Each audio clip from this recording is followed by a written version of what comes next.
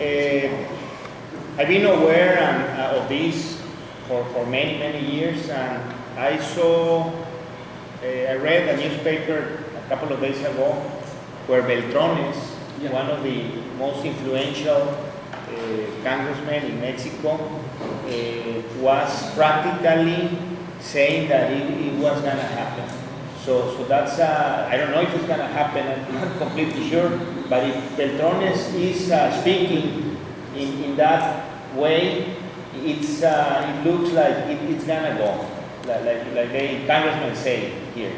It's going to pass. So yes, of course, we're aware of the impact on the development of Sinaloa, particularly of this law change, and we will be, of course, trying to do everything in our capability for things to be done in a way that this type of development can be done in our state. And when it is done, we would like to contribute to ideas on how to promote this all around the U.S. and Canada and locally, of course. Okay. I think, let me tell you, I was a bit surprised when you mentioned that most Americans and Canadians do not know that they can own land in Mexico. I mean, not even through fideicomiso, but that's something that we will, I am writing down because this is very well known, and if you give me your email, I will send you a study that we did 13 years ago. The same study we presented to the governor. Everybody's talking about this, and everybody of us, when we tell our friends in Canada and USA, oh, come to visit us in Mazatlán, we have the house, they said, you cannot own anything. Mm-hmm. And then you have to explain, it is a perception. They can, through the fideicomiso process, but the first perception, when these 76 million people are retiring and are deciding, where do we go now? Do we go to Las Vegas? Do we go to Phoenix, Arizona, Florida? Mexico said, no, we cannot go. We had fun in Mexico, but we cannot own a house.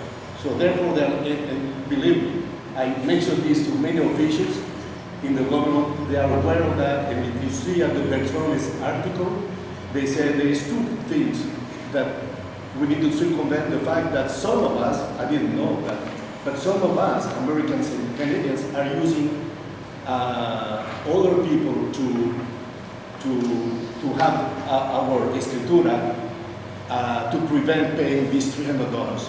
Fideicomiso is sobre pariente. I don't know how they call that. They said we need to eliminate that forgery. But second, he says it can be a tremendous boom, in terms of growth and so on, and that needs to be done ASAP. Okay. Well, that perception, I'm sure is going to change very quickly. I don't mean to destroy the blue sky. As a real estate investor for more than 40 years, there's a flip side to this, and it involves not only individuals but businesses. You can't separate out safety and the conception of owning property and corruption. Those three go together. There are many large corporations and individuals that are very glad to have the fideicomiso there because they feel it protects them and their property. So there's going to be a flip side. I think you're right about the boom and everything else, but there's still going to be questions because people look at that, it's a trust, and people look at that as providing them with some security when it comes to dealing with the government and owning property.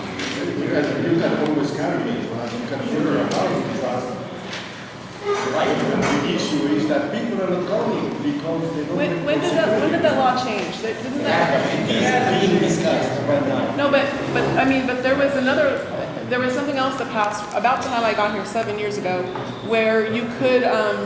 They were actually saying before that you couldn't own, but now you can own. There's actually loans you can get to buy a house. That was never available in Mexico before, I want to say 7 years ago, right?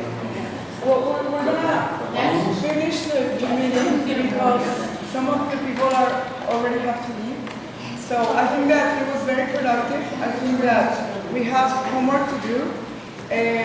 On regards of the English media, thank you so much for being here. I know that sometimes you want to be part, and sometimes it really think that it's not because we don't take you into consideration, it's just that sometimes we are unaware, and maybe this is going to bring some awareness of who the international media is also.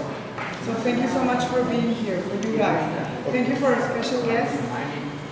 Someone had to leave already. Yes, before we finish, I will really like to invite you to put your name and email address in that sheet of paper.